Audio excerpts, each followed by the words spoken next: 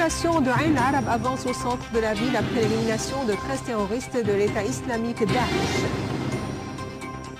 Al-Ja'fari affirme l'Arabie saoudite, le Qatar et la Turquie sont derrière l'extension du terrorisme dans la région.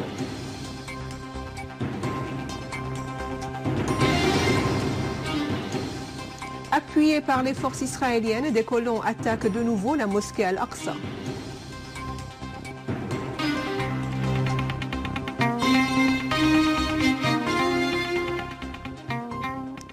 Bonsoir et bienvenue à ce journal. Dans la ville de Ain Arab, dans la banlieue est d'Alep, la population avance au centre de la ville après avoir traqué des terroristes de l'État islamique de plusieurs bâtiments. Des unités de la défense populaire ont exécuté une opération spécifique aux alentours de la municipalité. Elles ont pris en contrôle 6 bâtiments dans cette zone. Au moins 13 terroristes parmi ceux qui étaient retranchés dans ces bâtiments ont été tués. De grandes quantités d'armes et de munitions ont été également saisies. Parmi ces armes figurent des roquettes RPG, des fusils de précision et des munitions des armes lourdes.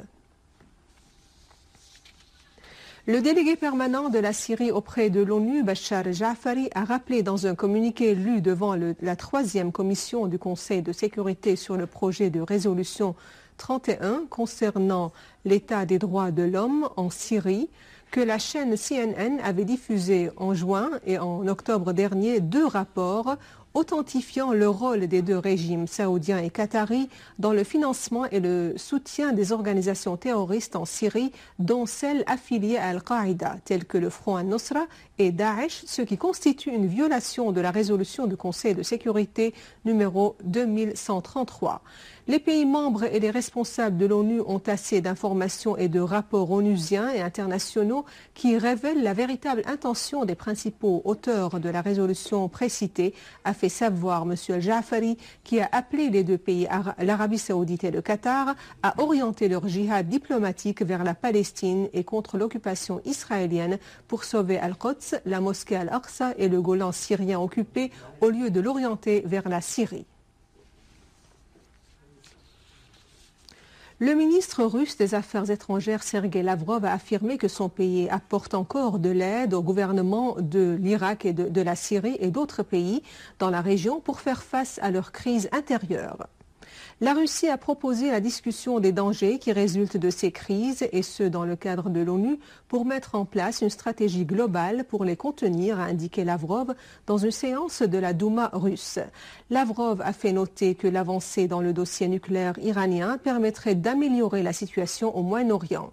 Il a clarifié que la crise en Ukraine est le résultat de la politique de certains pays occidentaux qui cherchent à déformer des vérités. Ces pays tentent d'accuser la Russie d'avoir un lien avec ce qui se passe en Ukraine, ce qui se répercute négativement sur l'économie mondiale, a en outre affirmé Lavrov. En Palestine occupée, un nouvel épisode du conflit débute suite à l'opération d'Al-Quds qui s'est soldée jusqu'à présent de 5 tués parmi les extrémistes israéliens. Un climat de tension et de colère populaire règne sur la ville Al-Quds. Des affrontements ont éclaté dans plusieurs quartiers. Les Makdissi font face aux pratiques atroces des autorités israéliennes qui avaient procédé à la destruction des maisons des 2 résistants qui avaient exécuté l'opération d'Al-Quds. Des membres des familles des 2 martyrs ont été arrêtés, ainsi que des Palestiniens de la ville dans une série de perquisitions des dizaines de maisons. Les Palestiniens persistent inlassablement dans la défense des lieux sacrés face à l'occupant israélien. Aujourd'hui, ils ont repoussé des colons qui, à l'appui des forces israéliennes, tentaient d'accéder à la mosquée Al-Aqsa depuis le portail Al-Maghariba. Cependant, des rabbins extrémistes ont publié des fatwas selon lesquels les Palestiniens sont interdits de conduire des véhicules et même de les approvisionner en fioul. Les mesures prises par les autorités israéliennes montrent leur défaite face à la fermeté des Palestiniens. Et en Cisjordanie, les forces israéliennes ont mené des perquisitions d'envergure dans lesquelles des Palestiniens ont été arrêtés. À Naplouse, les citoyens ont repoussé des colons qui tentaient d'attaquer leurs maisons et leurs biens.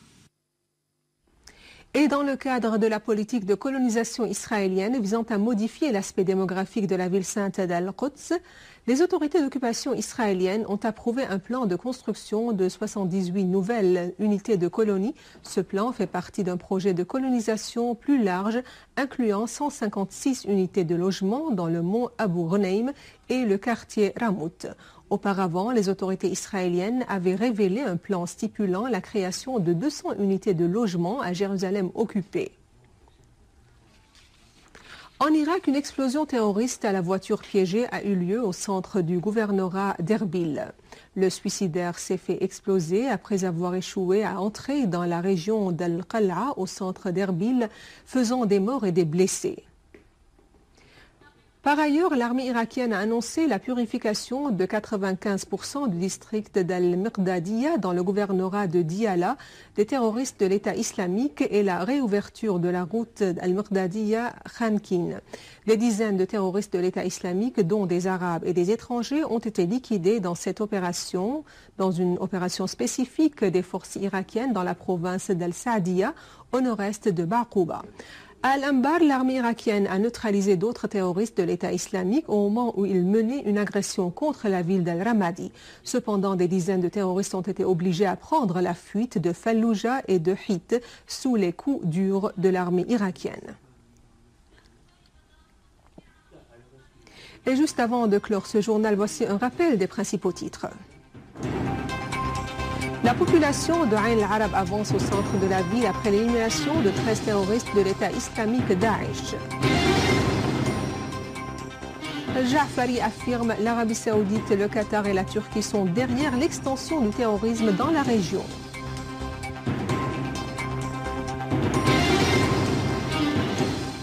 Appuyés par les forces israéliennes, des colons attaquent de nouveau la mosquée Al-Aqsa. Ainsi s'achève notre journal. Je vous remercie de l'avoir suivi. Passez une excellente journée sur notre chaîne. Et juste un rappel, vous pouvez revoir ce journal sur notre site internet syriaonline.sy. Au revoir.